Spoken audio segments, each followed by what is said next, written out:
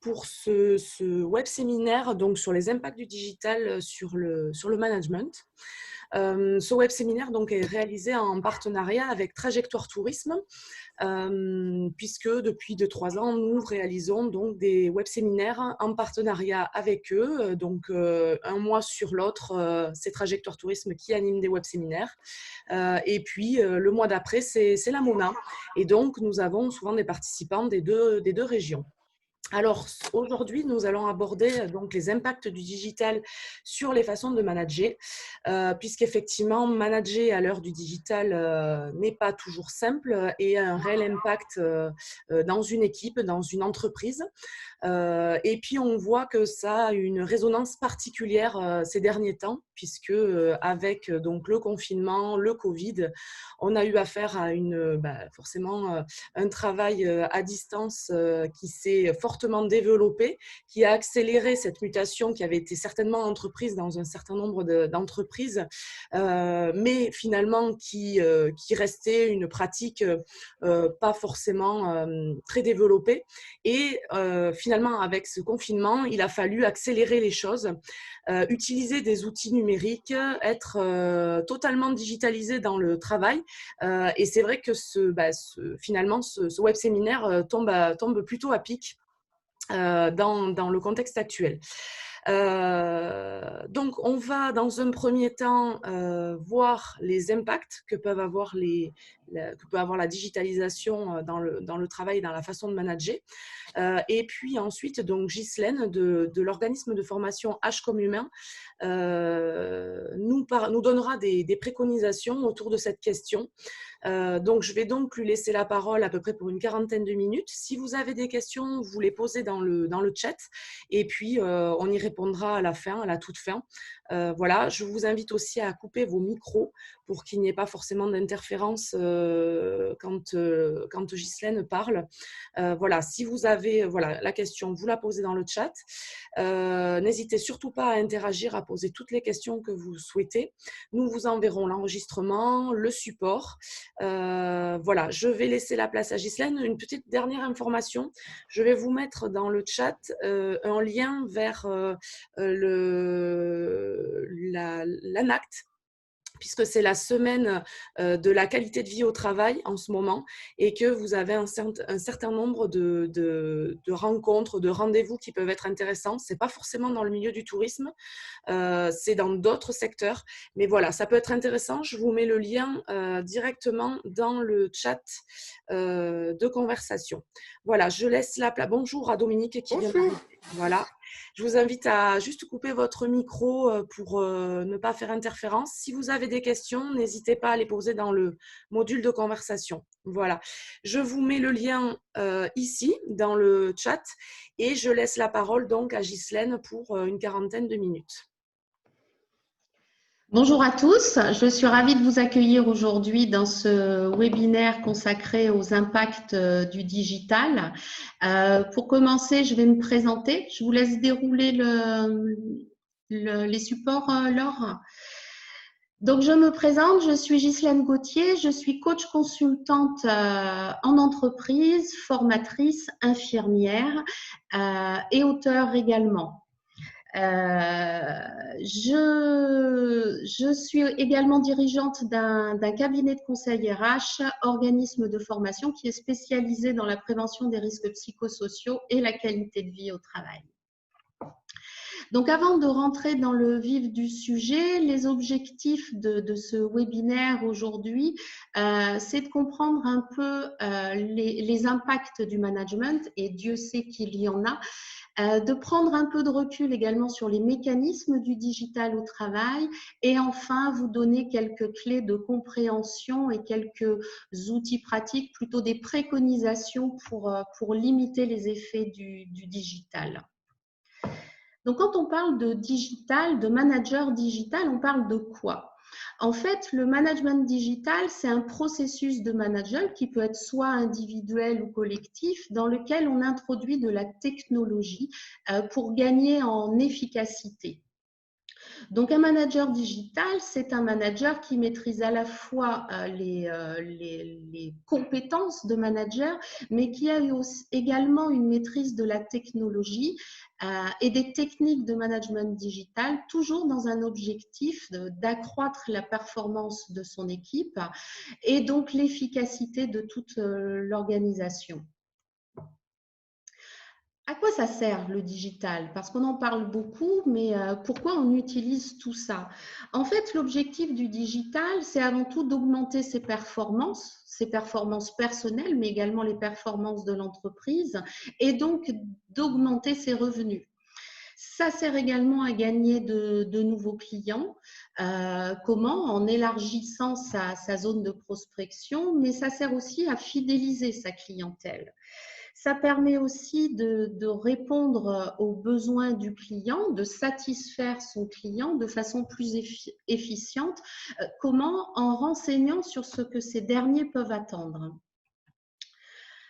Alors, ça regroupe un certain nombre d'outils, le digital. Le premier outil que l'on connaît tous et que l'on a tous, c'est le site institutionnel. C'est notre carte de visite, en gros. Le deuxième outil que l'on utilise également, c'est le marketing direct. Donc, c'est tout ce qui permet l'envoi des communications personnelles. Ça peut être le mail, ça peut être des newsletters également. Et puis, nous avons les outils interactifs. Donc, les outils interactifs, c'est tout ce qui permet à la marque et à ses clients d'établir une communication et de faire des échanges d'informations. Donc, c'est l'utilisation des mobiles ou c'est l'utilisation des forums en ligne. Et enfin, nous avons le marketing digital, là qui est en lien direct avec Internet. Et ça peut être une page Facebook, une page LinkedIn. C'est vraiment l'utilisation des réseaux sociaux. Donc, tous ces outils ont des incidences et des incidences avant de rentrer sur les incidences en lien avec le management pur, on a des objectifs que je pourrais qualifier d'impact globaux. Donc, c'est avant tout un véritable levier pour l'économie, l'utilisation du digital. Pourquoi? Parce qu'il offre l'opportunité d'aller puiser dans des marchés auxquels on n'aurait pas forcément accès de prime abord. Ça permet d'ouvrir les zones d'interaction et donc de développer sa zone de prospection, comme je vous le disais. Et en interne, ça permet surtout d'améliorer la rapidité, de faciliter la gestion en adoptant des techniques favorables à la nature de chaque entreprise. Parce que le digital, même si les outils sont globaux, l'outil s'adapte à la réalité de chaque entreprise. Maintenant, je vous propose de rentrer dans le vif du sujet et les impacts sur le management. Et Dieu sait qu'il y en a des impacts et des impacts sur des incidences auxquelles on ne pense pas forcément. Le premier impact auquel nous avons tous été confrontés, ça impacte nos compétences. Au niveau des techniques, l'utilisation du digital nous renvoie aussi, dans un premier temps, à une fracture numérique. Si on est sur une zone de faible couverture, bien évidemment, on ne pourra pas utiliser tous les outils à notre disposition. Ça questionne aussi sur nos capacités à communiquer via les nouveaux médias, utiliser des contenus plus dynamiques et visuels. Et tout ça, ça demande un minimum de formation. Mais ça ne nous questionne pas que sur nos compétences techniques, ça nous questionne aussi sur nos compétences comportementales, parce qu'il a été prouvé par de nombreuses études que l'utilisation du digital peut avoir un impact sur l'humeur ou sur notre capacité de concentration. Souvent, au-delà d'un certain délai d'utilisation, il a été montré que la concentration et nos performances sont diminuées. Ça nous questionne également sur nos capacités à être autonomes. Je ne rentrerai pas dans le détail par rapport à ça parce qu'on va le voir plus loin. En termes de compétences, ça nous questionne également sur nos compétences émotionnelles. Alors, émotionnel, ça veut dire quoi? En fait, nous sommes tous construits de la même façon, nous sommes régis par des besoins vitaux. Et les besoins vitaux, vous arrivez tous à comprendre quand on parle du besoin de manger pour vivre, eh bien, il faut intégrer qu'au niveau psychologique, c'est exactement la même chose. Nous sommes régis par des besoins vitaux qui, si on ne les nourrit pas, nous mettent en insécurité, en sensation interne de danger imminent. Et l'utilisation du digital, souvent, peut empêcher le fait de nourrir le besoin d'appartenance, par exemple. Parce que si on utilise, on prend l'exemple du télétravail, si on est seul chez soi, on se retrouve isolé, notre besoin d'appartenance peut être impacté et du coup, avoir un impact sur nos émotions. Ça peut entraîner du stress ou de la colère. Et du coup, ces émotions auront également un impact sur notre comportement. Un autre impact très prégnant dans l'utilisation du digital, c'est sur la communication interpersonnelle et les rapports sociaux. Pourquoi? Parce que ça questionne notre capacité à collaborer de façon virtuelle avec les outils. Du coup, on n'utilise plus du tout notre communication verbale.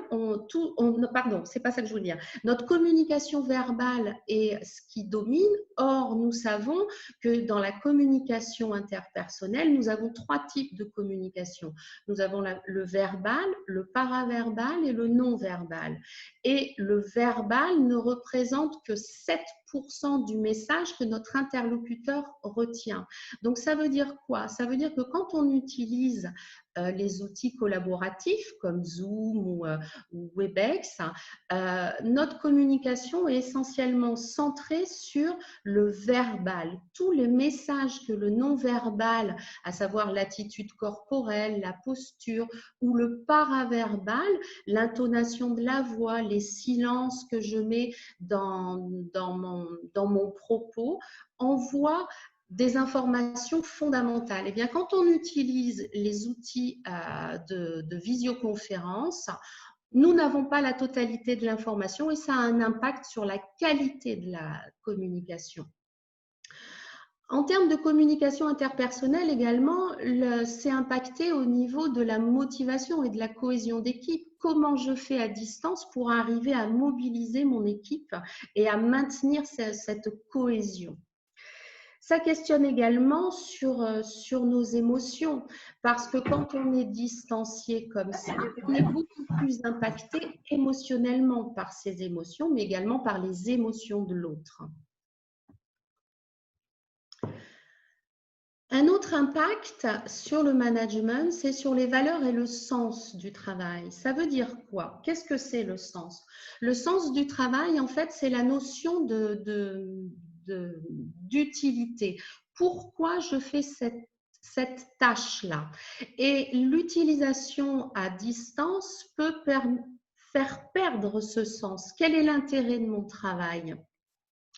Ça peut également donner une notion de qualité empêchée. Évidemment que nous sommes limités. Gérer un conflit, par exemple, si je prends ce cas-là, gérer un conflit avec les outils conférences, c'est beaucoup plus difficile que de le gérer en présentiel.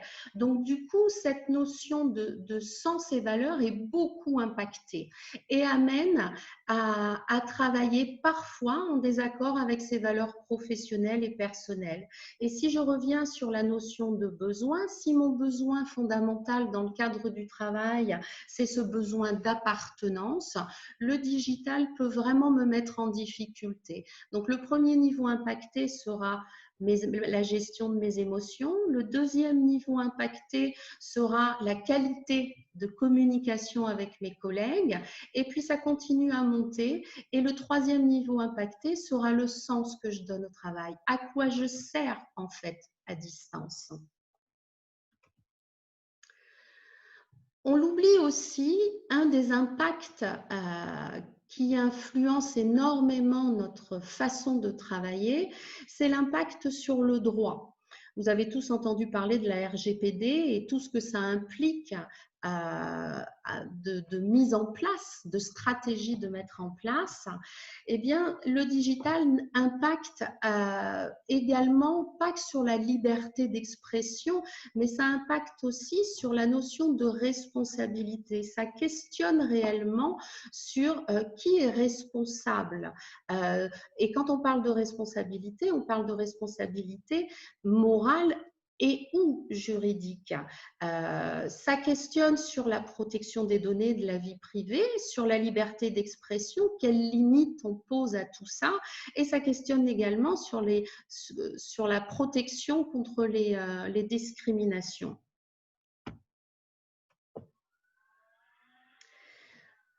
Enfin, un des derniers gros impacts, c'est que ça nous oblige à nous remettre en question sur nos méthodes de management. Quelle posture dois-je adapter quand je suis en distanciel? Si je reste sur une posture directive ou autoritaire, n'oubliez pas que la communication verbale est ce qui reste dans les outils à distance. Donc, si je reste sur une posture directive ou autoritaire lorsque j'utilise les outils de visioconférence, je renforce cette posture autoritaire. Donc, si l'on veut avoir un impact et arriver à manager à distance, il faut être vigilant sur la posture que l'on choisit, et la posture à privilégier est plus la participative et la délégative.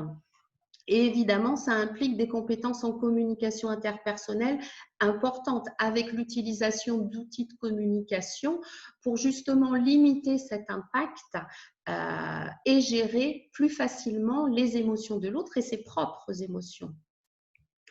Et comme je vous le disais tout à l'heure, le management à distance questionne également sur la cohésion d'équipe, mais pas que, ça questionne aussi sur la méthodologie de gestion de projet. Il est évident que la méthodologie est à revoir. Certaines étapes sont à redéfinir avec les outils à distance. Et puis, une fois qu'on a pris tout ça en compte, on se rend compte qu'au final, le digital peut avoir un impact délétère sur la confiance. Et quand on parle de confiance, on parle de la confiance à 3 niveaux. La confiance en soi, parce que ça nous met en difficulté. Tout le monde, nous ne sommes pas égaux face à l'utilisation de la technique, mais ça impacte également la confiance en soi en termes de reconnaissance. Nous sommes des animaux sociaux et nous sommes construits dans un besoin de reconnaissance permanente. Quelle que soit la reconnaissance, qu'elle soit positive ou négative, nous avons besoin d'avoir le retour de l'autre pour pouvoir nous positionner. C'est ce qu'on appelle les strokes. Et si nous n'avons pas de stroke, cela impacte notre confiance en nous. Avec les outils digitaux, les strokes sont diminués, donc la confiance en soi peut être impactée. Mais la confiance aussi en l'organisation peut être impactée. Est-ce que l'entreprise met les meilleurs outils à ma disposition, pardon. Et puis, ça questionne aussi sur la confiance en l'outil. Se pose la question de la fiabilité, de la confidentialité, du respect. On parlait tout à l'heure de la RGPD et de la vie privée. Nous sommes en visuel. Ça questionne également à ce niveau-là. Si je peux résumer tout ce que je viens de vous dire, en résumé, le digital agit sur tous les risques professionnels, les risques psychosociaux. Pour rappel, il existe 6 facteurs de risque principaux, qui sont l'exigence émotionnelle. Donc, l'exigence émotionnelle, ça correspond à des situations de travail où l'on est obligé de gérer ses propres émotions. Je reprends. En fait, il faut que je vous donne un exemple pour comprendre. C'est des situations, par exemple, du personnel d'accueil. Quand vous êtes un hôte d'accueil, vous êtes confronté régulièrement aux incivilités des autres, à l'agressivité d'un client, par exemple. Tout ça vous met dans un état émotionnel particulier. Et donc, cette exigence émotionnelle, au bout d'un certain temps, peut être délétère. L'impact le digital impacte également cette situation. Le deuxième facteur de risque que nous avons, ce sont les rapports sociaux. Les rapports sociaux, ça concerne évidemment le rapport avec la clientèle, mais ça concerne également les rapports avec ses collègues ou avec sa hiérarchie. Ça peut être une situation où vous avez un manager, si on va dans des cas extrêmes, un manager qui peut être harcelant, ou ça peut être des conflits au sein de l'entreprise qui peuvent finir par avoir un impact délétère sur l'individu. L'autonomie, c'est tout ce qui concerne la marge de manœuvre d'un salarié. Chacun a besoin d'une certaine liberté de décision, que ça soit dans l'organisation de son travail ou dans l'heure de ses pauses, par exemple. L'insécurité, le facteur de risque et insécurité concerne toutes les situations de travail qui mettent en danger. Ça peut être un danger réel, si on prend le cas de l'utilisation de produits toxiques sur le travail, mais ça peut être aussi une insécurité supposée ou une insécurité économique et financière.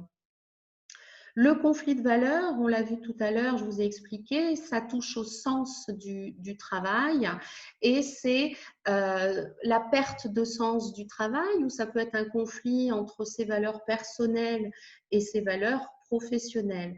Et enfin, l'exigence de travail, c'est tout ce qui concerne, par exemple, des horaires de travail décalés ou une alternance jour-nuit.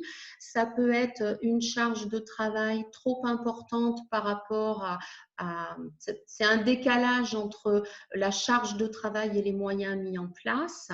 Voilà. Et en fait, le digital, on se rend compte que lorsque l'on reste sur les facteurs de risque psychosociaux, le digital a un impact sur 5 des 6 facteurs de risque psychosociaux. Donc, c'est vraiment une notion à prendre en compte. Donc, en gros, comment on fait pour diminuer les impacts du digital sur le management? Eh bien, avant tout, comme je vous l'expliquais tout à l'heure, il faut prendre en compte la posture et bien choisir sa posture en fonction de la situation et de l'outil qu'on utilise. Il faut également avoir connaissance des 9 compétences que l'on attend chez un manager digital, au-delà de la posture. Donc, les 9 compétences, c'est avant tout savoir changer de posture dans le rôle du manager digital, parce que vous n'allez pas mobiliser les mêmes choses. Comme je vous disais tout à l'heure, si vous restez sur un mode directif ou autoritaire, en visioconférence, cet aspect-là sera potentialisé et vous n'arriverez pas à mobiliser votre équipe. Il faut au contraire axer sur l'aspect collaboratif, sur la confiance que l'on a en son équipe. La deuxième compétence importante, c'est être factuel. Plus vous serez précis et synthétique, meilleure sera l'efficacité. Et l'efficacité en communication, communiquer efficacement. Ça veut dire quoi communiquer efficacement? Ça veut dire être capable d'adapter sa posture, mais d'adapter sa posture au contexte, mais aussi à l'individu. En fonction de la personne que vous avez en face de vous, votre posture diffère quelque peu.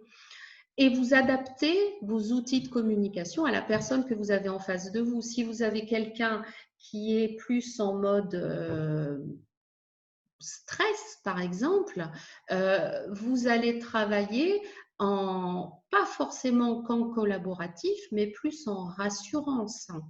Donc, communiquer efficacement, c'est avoir une connaissance des outils, mais aussi des profils comportementaux de vos équipes pour pouvoir adapter.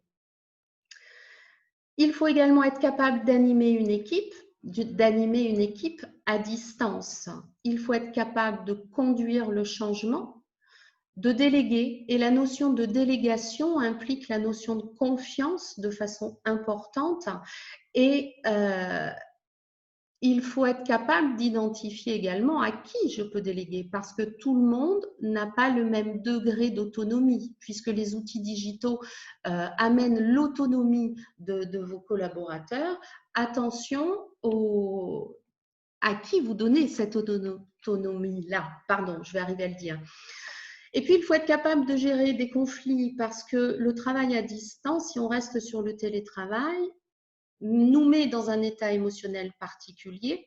Donc, il y a plus de risques de conflits. Alors, sans être des conflits énormes, on peut rester juste sur un niveau d'incivilité. Il faut être capable de gérer ça à distance également. Gérer un conflit, faire confiance à ses collaborateurs. Il faut aussi être capable de recadrer comme de valoriser. C'est un savant équilibre entre les deux. En gros, les compétences d'un manager digital sont les mêmes d'un manager classique, mais avec un côté peut-être beaucoup plus affiné en termes de communication interpersonnelle. Donc concrètement, comment on peut faire pour tout ça? Si je peux vous donner un conseil, c'est de vous appuyer sur les facteurs de risque psychosociaux et les besoins d'un salarié. Parce que tout ça, va vous permettre de définir votre politique de prévention, parce qu'en tant que professionnel encadrant, vous êtes amené à gérer, à prévenir ces risques-là. Donc, forcer votre vigilance sur les risques psychosociaux peuvent vous permettre d'adapter votre politique de prévention et aussi de choisir votre stratégie managériale. Donc, avant de rentrer dans les risques, si on s'intéresse aux besoins des collaborateurs, je voulais partager avec vous la pyramide de Maslow. En fait, Maslow considère que nous avons 5 besoins fondamentaux. Et si ces besoins ne sont pas nourris, nous pouvons basculer dans un impact délétère pouvant aller jusqu'à un impact sur la santé. Donc le besoin principal, le premier besoin, c'est le besoin physiologique, se nourrir, respirer, dormir. Dans le cadre du travail, c'est tout ce qui concerne l'ergonomie, les temps de pause, la récupération, les horaires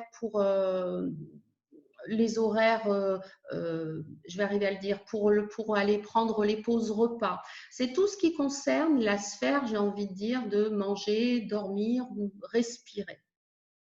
Le deuxième besoin fondamental, c'est le besoin de sécurité.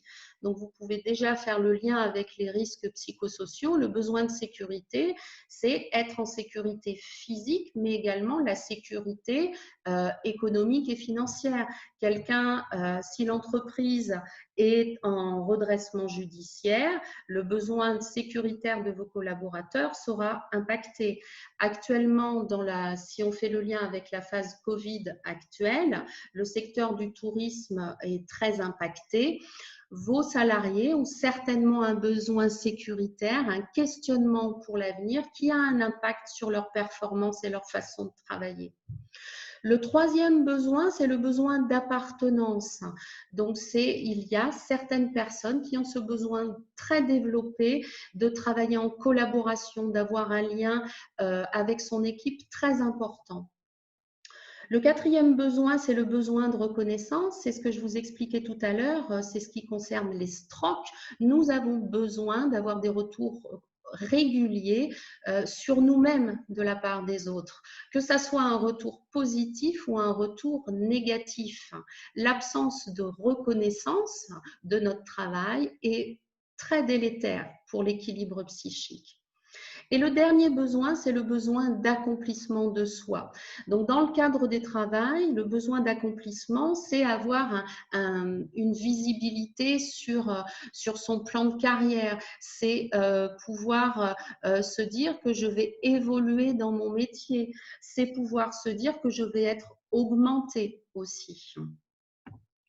Donc, ces besoins-là, lorsqu'on les garde en tête, nous donnent une idée de quels moyens on peut utiliser. Donc, il est important d'identifier chez vos collaborateurs quel besoin est prioritaire. Et en fonction de ce besoin prioritaire, eh bien, je pourrais mettre certaines actions en place. Donc, si j'ai un collaborateur qui a un besoin d'appartenance énorme, c'est pas forcément quelqu'un qu'on mettra en télétravail, par exemple. On mettra en télétravail quelqu'un qui aura un besoin de réalisation plus important, un besoin d'autonomie. La réalisation va avec l'autonomie souvent, avec ce besoin d'être décisionnaire sur l'organisation de son travail. Une fois que vous avez identifié tout ça, il est intéressant d'identifier quel risque professionnel au sein de mon service, au sein de mon entreprise est le plus impacté. J'avais envie d'approfondir certains risques professionnels pour vous donner quelques pistes, tout en faisant le lien avec le contexte sanitaire actuel. Donc, quand on est dans un risque exigence du travail, ce que vous pouvez rencontrer actuellement avec l'impact du digital, c'est une quantité excessive de travail pour les personnes qui sont restées en poste. Pourquoi? Parce qu'il y a moins de monde justement en poste et le sentiment que ceux qui sont en télétravail, sont moins occupés. Donc, non seulement ça a un impact sur chaque personne, et particulièrement sur celles qui sont restées en poste, mais ça a un impact également sur l'ambiance de travail. Parce que si ceux qui sont en place sont convaincus que ceux qui sont en télétravail sont en vacances, vous imaginez bien que ça peut créer des tensions. Qu'est-ce que vous pouvez rencontrer également? La complexité du travail, et particulièrement dans ce qui a été mis en place pendant la crise sanitaire. Tout le monde a mis en place le télétravail dans la précipitation, sauf que le télétravail, ça ne s'improvise pas, ça se prépare. Et du coup, la mise en place de ce télétravail, pour beaucoup de collaborateurs, ça les a mis en difficulté parce qu'ils ne maîtrisaient pas, ils n'ont pas eu le temps de se former à l'utilisation des outils de visioconférence, parce qu'ils se sont retrouvés seuls à devoir organiser, prioriser leur domaine de vie. Et tout ça, ça met grandement en difficulté. Ça augmente la charge mentale, on pense à trop de choses à la fois. On est obligé de faire des interruptions fréquentes d'une tâche à l'autre. Quand on a les enfants dans les jambes, qu'il faut s'arrêter puis reprendre la tâche. Tout ça, ça met grandement en difficulté. Alors, qu'est-ce qu'on peut faire pour pallier à ça? Eh bien, la première chose, on en revient à la communication, c'est renforcer la communication descendante et ascendante. Et on communique sur quoi? On communique de façon efficiente sur la répartition du travail. Parce que si vous n'informez pas vos collaborateurs en présentiel et ceux qui sont en télétravail de comment c'est réparti, vous alimentez les représentations de chacun et du coup, vous prenez le risque de créer des tensions au sein de votre équipe. Et puis, on communique également de façon efficiente sur le rôle, la définition et la clarté des rôles de chacun. On ne part pas à l'aventure. Le cadre est posé clairement. Et puis, on adapte la charge de travail à chacun, à leur réalité, s'il y a des enfants ou pas, mais aussi à leurs besoins derrière. Gardez toujours en tête les besoins de vos collaborateurs. Et c'est pareil pour les objectifs. On communique sur les objectifs de travail, mais on les adapte. On les adapte en fonction des moyens disponibles dans l'entreprise, mais surtout en dehors de l'entreprise. Pour les salariés en télétravail, là, on parle d'une situation où le télétravail est préparé, pas comme ce que l'on a vécu là. Bien évidemment, il faut mettre à disposition le matériel nécessaire, mais on oublie souvent qu'il faut aussi penser à une assistance technique, parce que nous le savons tous, le digital, c'est bien quand ça marche, et quand ça marche pas et qu'on se retrouve seul chez soi, sans savoir sur qui s'appuyer, c'est pas facile à gérer. Et puis, il faut définir des règles claires en ce qui concerne l'aménagement du poste de travail. Il faut accompagner ses collaborateurs à organiser cet espace de travail, que ça soit dans un lieu indépendant du lieu de vie ou que ça soit dans un lieu de vie, mais délimité. Et puis, on accompagne son collaborateur également à prioriser à organiser. Il faut penser au droit à la déconnexion. Vous devez également poser avec vos collaborateurs les pauses. Euh, Ça paraît être du bon sens, mais on a tous tendance, quand on est à la maison, eh bien, il n'y a plus d'horaire. Si on a eu les enfants entre midi, l'après-midi dans les jambes, eh bien, on prendra l'ordinateur le soir et puis on travaillera plus tard. Il est important de formaliser le cadre de travail à la maison. Et puis, bien évidemment, il faut s'assurer d'un contact régulier et de définir les moyens de rencontre, qu'elles soient individuelles ou collectives. Il faut vraiment planifier tous ces moments-là. Le deuxième facteur de risque que j'avais envie de partager avec vous, c'est les rapports sociaux, donc tout ce qui concerne les sentiments d'injustice. Peut-être que certains collaborateurs ont le sentiment d'avoir été punis s'ils restent à la maison, sur le lieu de travail, alors qu'ils auraient préféré être en télétravail, par exemple. Tout ça, ça peut entraîner des dégradations et également la communication entre hiérarchie et salariés. Nous sommes tous impactés émotionnellement, si je reste sur le contexte actuel, que l'on en ait conscience ou pas. Et d'autant que quand on est dirigeant ou qu'on a une fonction d'encadrant, les normes, les règles à appliquer évoluent tous les jours. Et on a parfois tendance à en informer nos collaborateurs ou à mal les informer. Et du coup, ce défaut de communication ou cette communication dysfonctionnante peut avoir un impact sur le rapport hiérarchique et créer des tensions. Donc en préconisation, on en revient encore à la communication. Expliquer clairement les nouvelles règles, même si elles changent tous les jours ou toutes les demi-journées, il est important de prendre ce temps plus ou moins long pour expliquer tout ça. Et puis, il faut favoriser le maintien du dialogue social en termes d'information. Pardon. Il faut prévoir dans votre stratégie des temps où vous transmettez juste les informations. Et puis, il faut penser à valoriser ceux qui sont restés en place, mais également ceux qui sont en télétravail. Il faut axer son propos sur une juste reconnaissance, que ça soit pour ceux en poste ou que ça soit pour ceux qui sont en télétravail. Encourager et remercier, sans oublier de recadrer, bien évidemment, s'il y a des dysfonctionnements identifiés. Et puis, il faut veiller à l'équité et à la lutte contre toute forme d'injustice. Bien évidemment, en garantissant le soutien social pour tous les salariés, mais également en se montrant disponible, à l'écoute des besoins, rassurant, en communiquant régulièrement sur l'évolution de la situation. Et puis, il faut mettre en place également une stratégie d'échange et de soutien, mais là directement entre collègues, en s'appuyant sur des outils collaboratifs, et puis sans oublier peut-être de définir une charte de bonnes pratiques.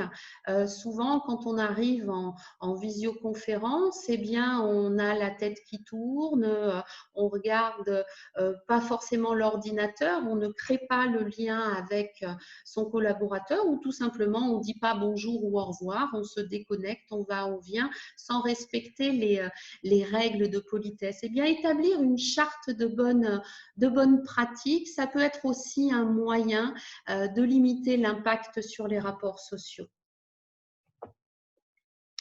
Je vois l'heure qui tourne. Je vous propose, on ne va pas visiter tous les risques psychosociaux.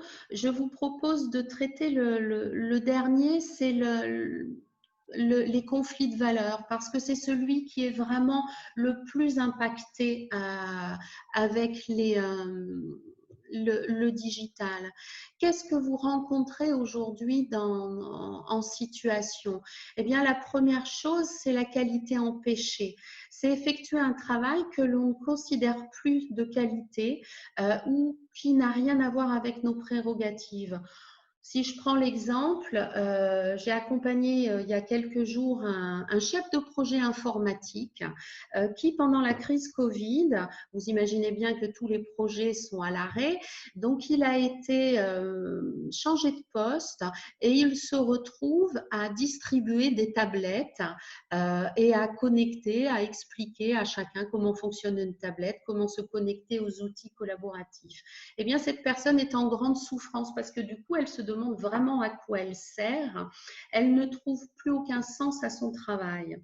Voilà, on est effectivement obligé dans des situations comme aujourd'hui de redéfinir les tâches de chacun, mais il faut bien garder à l'esprit qu'il faut accompagner ses collaborateurs lorsqu'ils changent de mission et que ces missions n'ont rien à voir avec ces missions habituelles. Parce que du coup, vous travaillez sinon à le démotiver et il sera de moins en moins efficient. On peut retrouver dans les conflits de valeurs aussi actuellement des conflits éthiques, c'est-à-dire travailler d'une façon qui vient heurter sa conscience professionnelle. Exemple, poursuivre son travail sans moyen de prévention mis à la disposition dans son lieu de travail. En gros, se retrouver à l'accueil et puis de voir les gens, vous avez eu beau mettre tout en place au niveau des masques et du gel hydroalcoolique, mais les clients arrivent sans protection et ne respectent pas.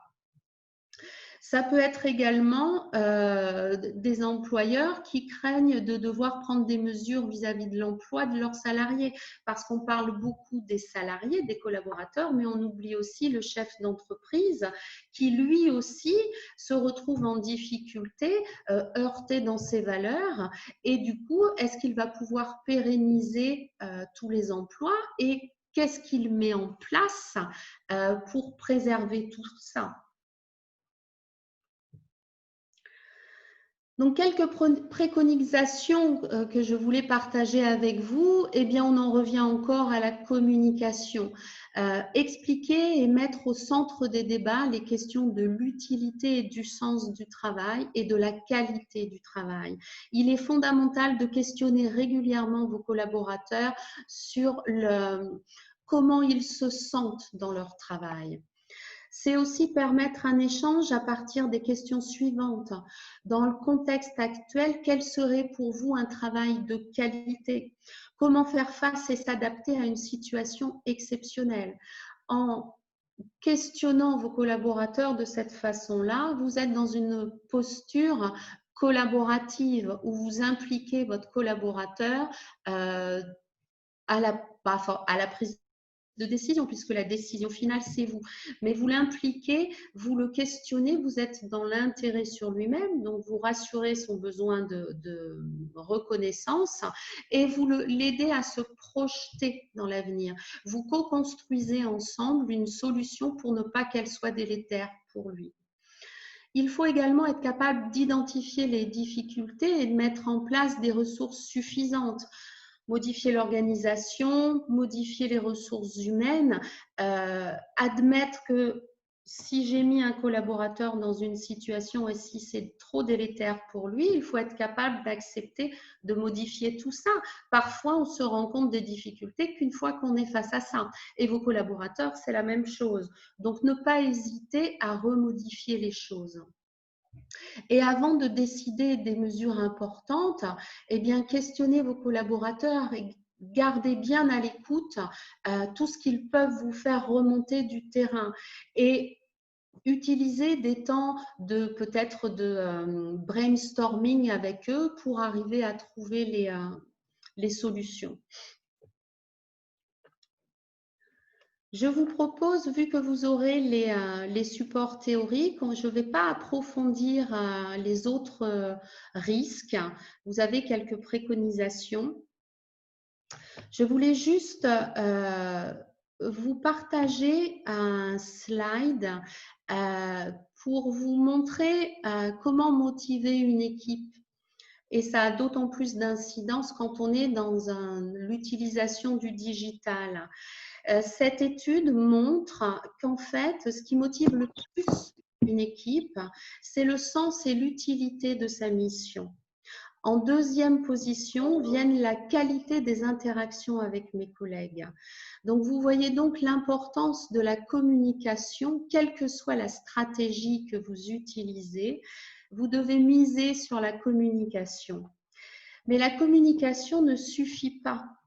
En fait, si vous voulez arriver à gérer la transition digitale efficacement, vous devez vous appuyer à la fois sur des compétences en communication, mais également sur la pratique managériale et sur la posture que vous choisissez. Mais si vous ne partagez pas tout ça, vous serez bancal, si je peux me permettre. Les trois choses à retenir, en gros, c'est comme si visualiser les leviers de motivation comme un tabouret à trois pieds. Si vous êtes à fond dans la communication interne, mais que vous négligez les pratiques managériales et le partage de la stratégie, votre équipe sera bancale. Donc, en résumé, être manager digital, c'est être manager ayant trouvé ce savant équilibre entre ces trois leviers, ces trois piliers du tabouret. Ces trois piliers, c'est quoi? C'est une posture délégative et participative, impliquer vos salariés. C'est une communication interpersonnelle respectueuse des besoins des collaborateurs et qui prend en compte les risques professionnels. En gros, c'est vos collaborateurs, comment ils sont construits dans un contexte. Parce que si vous les changez de contexte, les mêmes besoins ne s'exprimeront pas. Donc, il est important de vraiment être au clair sur le besoin de ses collaborateurs et sur les risques face à telle situation. Et puis, c'est aussi un partage efficient de la stratégie d'entreprise. Si vous ne partagez pas toutes ces évolutions, ça ne sera pas efficient. Et le tout associé à une bonne maîtrise des outils digitaux. Ça veut dire quoi? Ça veut dire formation, qu'elle soit en interne ou en externe. Vous devez accompagner vos collaborateurs à se former à ces outils. Bien évidemment, le manager doit s'adapter pour adopter le digital, mais il faut garder à l'esprit que c'est l'humain la clé de la réussite. Et le management est plus important que le digital en réalité. Souvent, on est resté dans la représentation que le manager, il sait. Aujourd'hui, ça n'est plus le cas. Il est important de savoir trouver l'information et de pouvoir la traiter aussi aujourd'hui. C'est ce que nous apporte le digital. En résumé, ce qui est essentiel, c'est pas forcément l'outil, mais c'est l'usage que l'on fait de cet outil. La base étant tout de même effectivement de connaître les outils. Donc, en résumé, n'ayez pas peur du digital. Ce ne sont que des outils. Si vous êtes au clair avec les risques et les besoins de vos collaborateurs, vous maîtriserez ces outils-là. Voilà ce que j'avais envie de vous livrer. Je suis désolée, j'ai un peu débordé sur le temps. Et je vous... Merci beaucoup, Ghislaine. Est-ce que vous avez des questions?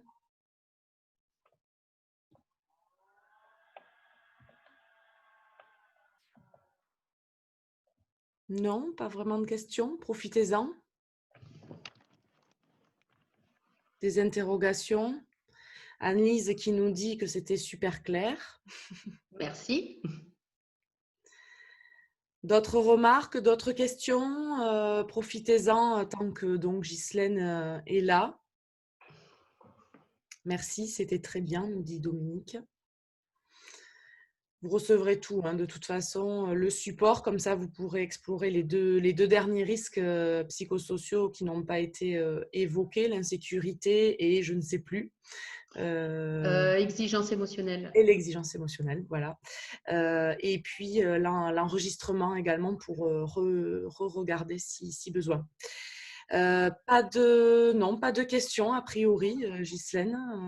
Est-ce que ça a répondu à vos attentes? Est-ce que l'angle de traitement que j'ai choisi correspond aux attentes que vous aviez?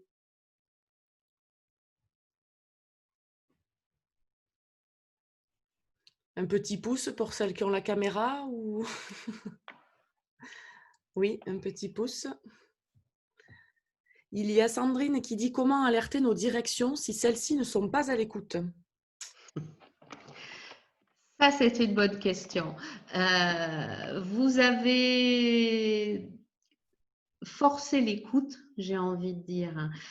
Si votre dire, appuyez-vous, non, on va reprendre. Appuyez-vous sur du factuel. Quelle est l'information que vous voulez transmettre?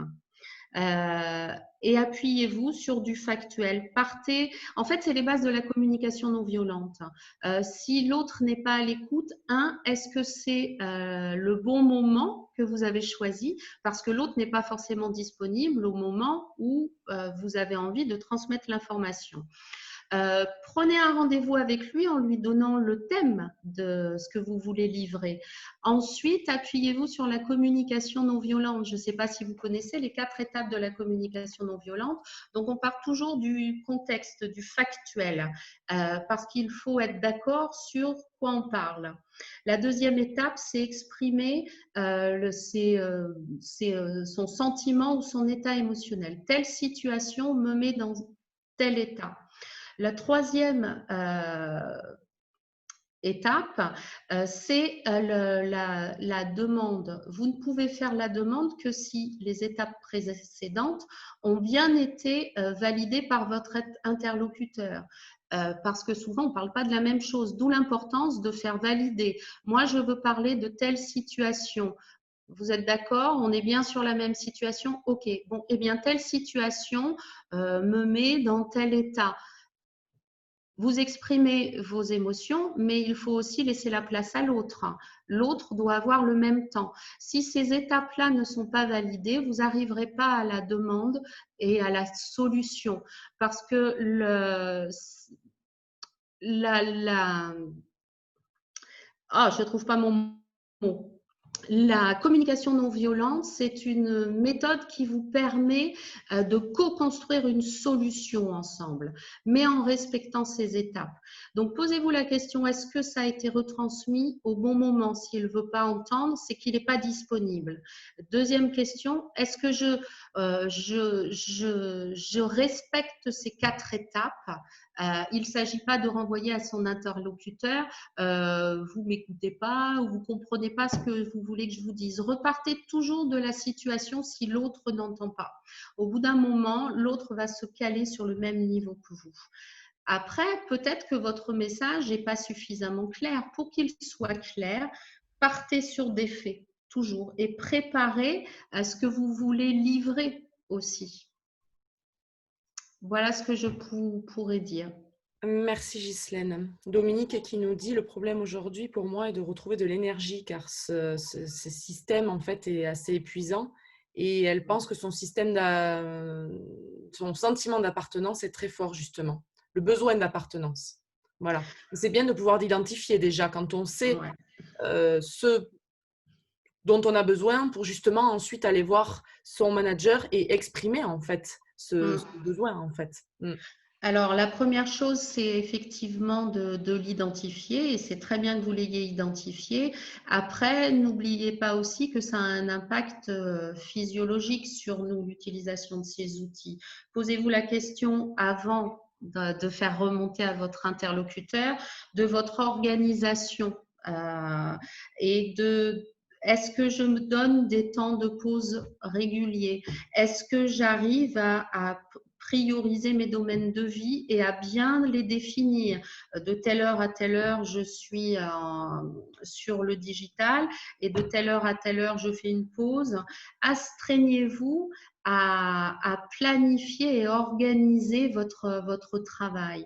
Si vos domaines de vie sont et que votre organisation est calée, si vous faites des pauses régulières, on appelle ça le droit à la déconnexion, qui est beaucoup plus important chez soi que sur son lieu de travail. Si malgré ça, votre énergie est toujours impactée, le besoin d'appartenance dans le travail, s'il ne peut pas être nourri dans le contexte actuel, il y a d'autres façons de le nourrir.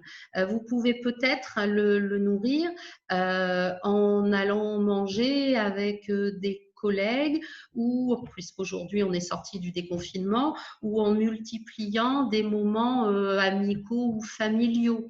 Ne restez pas focus sur la situation de travail et ce qu'elle ne vous apporte pas. Il y a peut-être un élargissement de focus et de voir comment vous pouvez nourrir autrement ce besoin d'appartenance. Mais questionnez-vous d'abord sur votre organisation de vie au travail.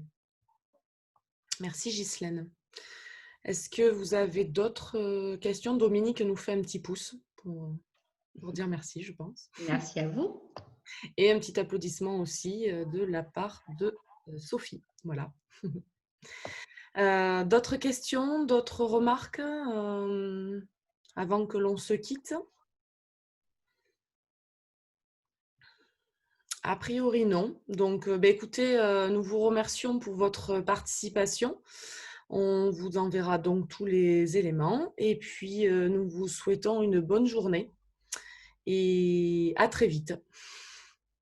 Merci à vous. Au revoir. Merci, au revoir. Merci.